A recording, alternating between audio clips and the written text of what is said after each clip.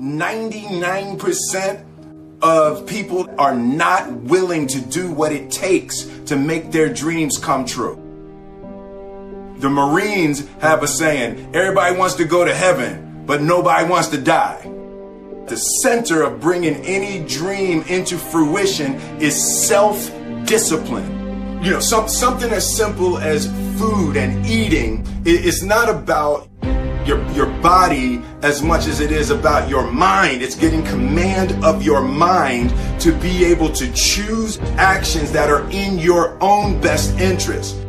Every day we are choosing shit that's not in our own best interest. So if the world is attacking you and the world wants to fight you and the world's trying to hold you down, so you're gonna kick yourself in the balls? So you're gonna stop yourself from getting what you dream. And I think the word discipline has kind of gotten a bad name. We think about it in terms of punishment. I'm not talking about discipline in that way. I'm talking about discipline in the sense that you forego immediate pleasure for the exchange of long-term self-respect. I believe that self-discipline is the definition of self-love. That when you say that you love yourself, that means that you have behavior towards yourself that is loving. Self-discipline is the center of all material success.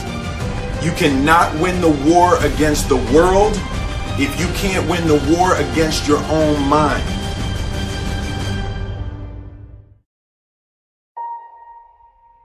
Self-love is when you say to yourself, oh man, look, I know you and that girl got a real connection.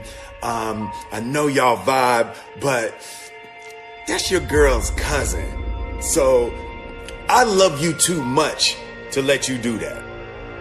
It's like you say to yourself, hey man, look, I know you want to eat that pizza and it'll be really good, you know, but I can't let you eat that, man, because if you eat that pizza, you're going to feel like shit, you know, and I love you too much to let you eat that. Self-love is, hey, look, I know you got a test on Monday, you know, and I know you really want to go out with your friends. It's Saturday night, you want to go out, but if you fail that test, you're not going to feel good about yourself. You know, I love you too much to let you go out tonight. Self-discipline is self-love. If you want to be happy, you have to love yourself, which means you have to discipline your behavior. The road to sustained happiness is through disciplining your behavior. We tend to base our self-esteem on what other people think.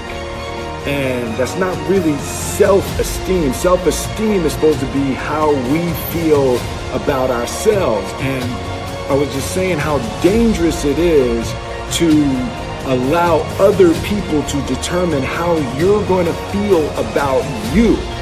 And it's kind of like looking into a broken mirror.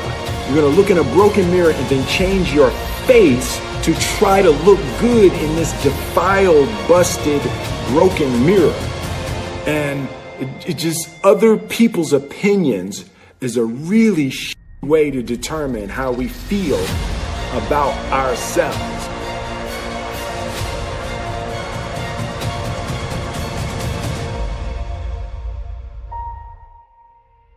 It don't matter whose fault it is that something is broken if it's your responsibility to fix it. For example, it's not somebody's fault if their father was an abusive alcoholic, but it's for damn sure their responsibility to figure out how they're going to deal with those traumas and try to make a life out of it. It's not your fault if your partner cheated and ruined your marriage, but it is for damn sure your responsibility to figure out how to take that pain and how to overcome that and build a happy life for yourself. Fault and responsibility do not go together. It sucks, but they don't. When something is somebody's fault, We want them to suffer. We want them punished. We want them to pay. And we want it to be their responsibility to fix it. But that's not how it works, especially when it's your heart. Your heart, your life, your happiness is your responsibility and your responsibility alone. As long as we're pointing the finger and stuck in whose fault something is, we're jammed and trapped into victim mode. When you're in victim mode, you are stuck in suffering. The road to power is in taking responsibility. Your heart, your life, your happiness is your responsibility and your responsibility alone. You can make a person smile, you can make a person feel good, you can make a person laugh, but whether or not a person is happy is deeply and totally and utterly out of your control. The prerequisite for spending time with any person is that they nourish and inspire you. They feed your flame. Look at your last 5 text messages. Are those people feeding your flames or dousing your fire? Put your phone down for just a second and look around. Look to the people around you. Are those people throwing logs on your fire or are they pissing on it?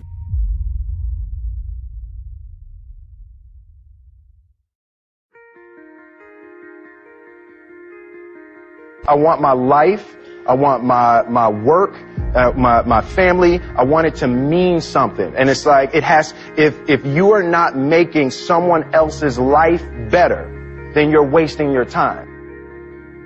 The separation of talent and skill is one of the greatest misunderstood concepts for people who are trying to excel, who have dreams, that want to do things. Talent you have naturally. Skill is only developed by hours and hours and hours of beating on